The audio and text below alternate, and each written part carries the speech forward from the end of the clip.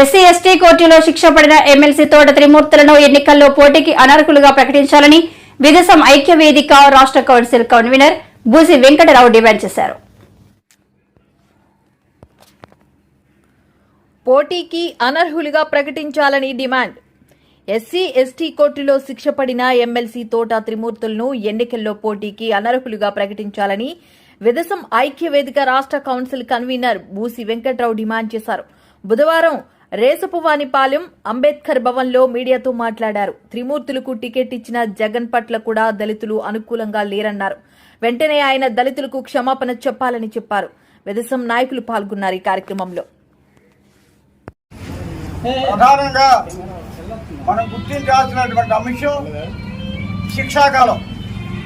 శిక్షకు సంబంధించి నేను మీతో పంచుకున్నాం. కోర్టు అయితే 4 సెక్షన్లు 5 సెక్షన్ల ప్రకారం నేర నిర్ధారణ జరిగిందని చెప్పి నిర్ధారించింది. అందులో ఐపీసీ 3, ఎస్సీ ఎస్టీ 2. ఐపీసీ 3లో ఒక్కొక్క సెక్షన్కి 6 నెలలు, ఎస్సీ ఎస్టీ కేసులు 2లో ఒక్కొక్క సెక్షన్కి 18 నెలలు. అనేక కోర్టులు అనేక తీర్పులు మనం చూస్తూ ఉన్నాం.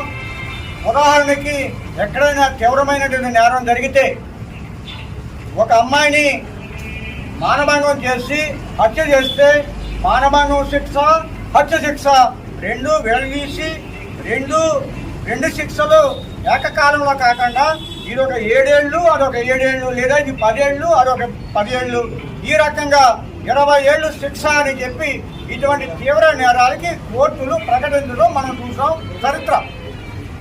కానీ నిన్న ఈ కోర్టు వారు అన్ని ఏకకాలంలో శిక్ష అని చెప్పడంని ఆ తీర్పు దళిత సంఘాలని, బాధితులని నిరాశకు గురి చేసింది, నిస్పృహకు గురి చేసింది. ఇదే సందర్భంలో బాధితుడికి కాకుండా నిందితుడికే ఉపశమనం కలిగిందని చెప్పి మేము ప్రకటిస్తూ ఉన్నాం.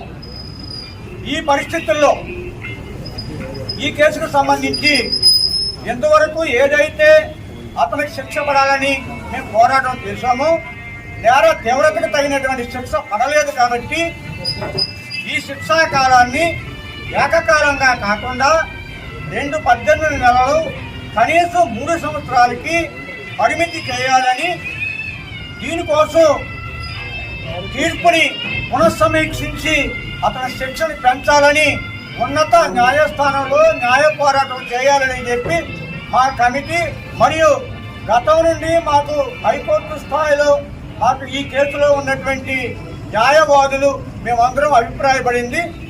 మేము హైకోర్టుకి వెళ్ళబోతా ఉన్నాం. ఈ తీర్పు మాకు సమ్మతంగా లేదు, సంతృప్తికరంగా లేదు, నేర తీవ్రతకు తగిన విధంగా లేదు, ఏకకాలంలో శిక్ష మాకు నచ్చలేదు. ఈ 2 శిక్షలు 18 నెలలైనా కనీసం సాగాలి. ఒకటి. రెండవ విషయం, ఈ కేసు విషయంలో ఆయన నిన్న ఒక మాట మాట్లాడాడు. ఎక్కడికి వెళ్ళి ఆయన ఊరెళ్ళి దళితుల మద్దతు నాకున్నంత కాదు, కటకటాలేమి నన్ను ఎవడో ఏమీ చేయలేడని. ఇది కటకటాలు అంటే తీర్పును ఆయన అపహేళన చేశాడు. నేను ఏమైనా చేయగలను, దళితులందరూ వైఎస్ జగన్మోహన్ రెడ్డి గారికి అండగా నిలబడి ప్రభుత్వాన్ని గెలిపించారు కాబట్టి ఆ ప్రభుత్వం అండతో ఈ జైళ్ళు, కోర్టులు నన్నేమీ చేయలేవు అనే విధంగా కోర్టుని అపహాస్యం చేశాడు. మేము ఒకటి ప్రకటించదలుచుకున్నాం. ఆయనకి దళితులు ఎవరు అనుకూలంగా లేరు. ఆయనకే కాదు, ఆయనకి ఎమ్మెల్సీ పదవి ఇచ్చినటువంటి వైఎస్ జగన్మోహన్ రెడ్డి పట్ల కూడా దళితులు అనుకూలంగా లేరు. ఈ పరిస్థితుల్లో జగన్మోహన్ రెడ్డి పునః పరిశీలించుకోవాలి. నేరాన్ని కోర్టు నిర్ధారించింది. అది ఎలక్షన్ కమిషన్ పరిధిలోకి రాదు. 2 ఏళ్ళు దాటలేదు, సంవత్సరంన్నర ఉంది. ఇటువంటి సన్నాయి నొక్కులు నొక్కకుండా దళితుల మీద శిరోమణనం చేసి తీవ్ర నేరానికి పాల్పడ్డది ఎంతవరకు అతను నిందితుడు. ఇవాళ ముద్దాయి దోషిగా తేలినందువల్ల వైఎస్ఆర్సీపీ చీఫ్ జగన్మోహన్ రెడ్డి గారు, ముఖ్యమంత్రి జగన్మోహన్ రెడ్డి గారు ఆయనకి ఇచ్చినటువంటి టిక్కెట్ని క్యాన్సిల్ చేయాలి. అతనికి ఉన్నటువంటి ఎమ్మెల్సీని రద్దు చేయాలి. జరిగినటువంటి ఘటనపై అతని విచారణ వ్యక్తం చేసి దళితులకి క్షమాపణ చెప్పి తద్వారా ఈ రాష్ట్రంలో దళితుల మీద జరుగుతున్న దాడుల పట్ల జగన్మోహన్ రెడ్డి వైఖరిని స్పష్టం చేయాల్సినటువంటి తరుణం ఇది అని చెప్పి మేము భావిస్తూ ఉన్నాం.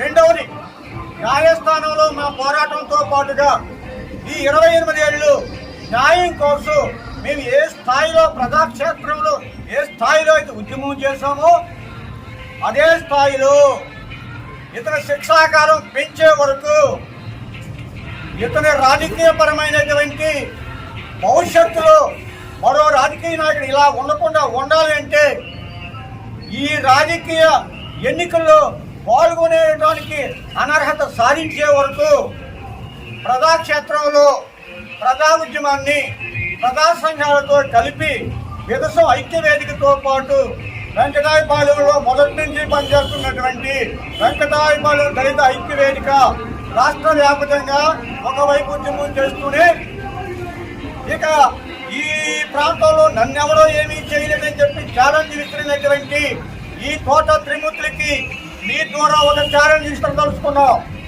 నువ్వు ఎలా పోటీ చేస్తావో చూస్తావు, దళితులు గుండు పట్టించినటువంటి నువ్వు ఎలా నెక్కుతావో చూస్తావు. రాష్ట్ర వ్యాప్తంగా దళిత సంఘాలు మండపేటలో మకాం వేసి నీకు వ్యతిరేకంగా రాజకీయ ప్రచారానికైనా మేము వెనుకాడే ప్రసక్తి లేదని, ఎట్టి పరిస్థితుల్లోనూ తోట త్రిమూర్తులని క్షమించే పరిస్థితి లేదని, అసలు వెనక ఏ దళిత వర్గాలు లేవు, టోటల్గా దళితులందరూ నిన్న వచ్చిన తీర్పు పట్ల చాలా నిరాశతో ఉన్నారు, నిస్పృహతో ఉన్నారు, ఆందోళనతో ఉన్నారు, కోపంతో ఉన్నారు. ఈ కోపం మేము న్యాయస్థానం మీద ధైర్యంగా చూపించలేము, అది న్యాయ పోరాటం ద్వారా చూపించగలం, కానీ మేము ప్రత్యక్షంగా చూపించగలం. ఆ మండపేట ఒకటే కాదు, రాష్ట్ర వ్యాపకంగా ఎలక్ట్రానిక్ ఓటింగ్ మిషన్ మీద జగన్మోహన్ రెడ్డి వ్యతిరేక బటన్కి నొక్కటం ద్వారా మా ఆందోళనని మా ఆవేశాన్ని ఖచ్చితంగా మా కోపాన్ని కూడా తీసుకుంటామని చెప్పి మీ ద్వారా ప్రకటిస్తూ ఉన్నాం.